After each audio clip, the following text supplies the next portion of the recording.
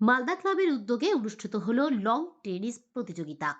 মালদা জেলা সহ রাজ্যের বিভিন্ন প্রান্ত থেকে প্রতিযোগীরা অংশ নিয়েছিল। জানা গেছে আজ এবং আগামীকাল অনুষ্ঠিত হবে প্রতিযোগিতা।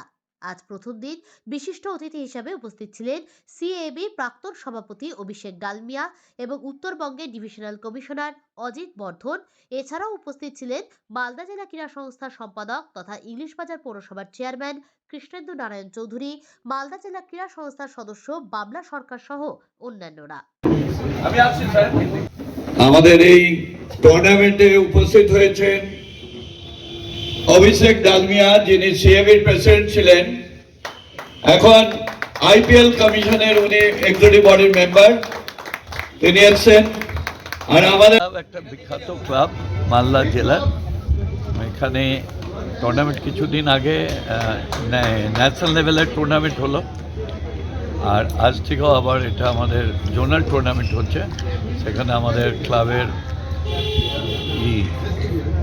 পেট্রন সিনিয়র আইস অফিসার সে অজিত বর্ধন উনি আছেন, যেমন অভিষেক ডালমিয়া যিনি সিএবির প্রেসিডেন্ট ছিলেন, এখন তিনি আইপিএলের এক্সিকিউটিভ বডির মেম্বার, তিনিও এসছেন।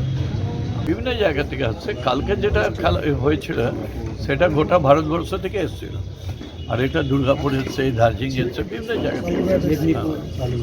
বেঙ্গল টুর্নামেন্ট হচ্ছে, যেটা 19th এডিশন হচ্ছে, যেটা মালদা ক্লাবে।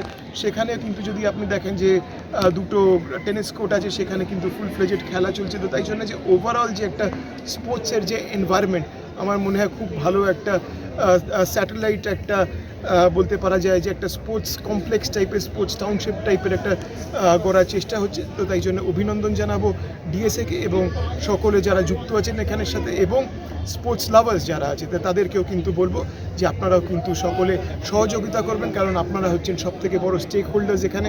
আপনাদের সহযোগিতা ছাড়া কোনোটাই কিন্তু সম্ভব না। তাই জন্য আপনারা সকলে স্পোর্টসকে ভালোবাসুন, আর যারা স্পোর্টস পার্সনস আছে তাদেরকেও বলবো যে আপনারা এখানে যে প্ল্যাটফর্মটা পাচ্ছেন সেটা আপনারা সুযোগ করুন, সুযোগ নিন সেটার, এবং ভালো করে খেলার চেষ্টা করবেন। আশা করি আপনাদের আরও উন্নতি ভবিষ্যতে হবে। অসংখ্য ধন্যবাদ।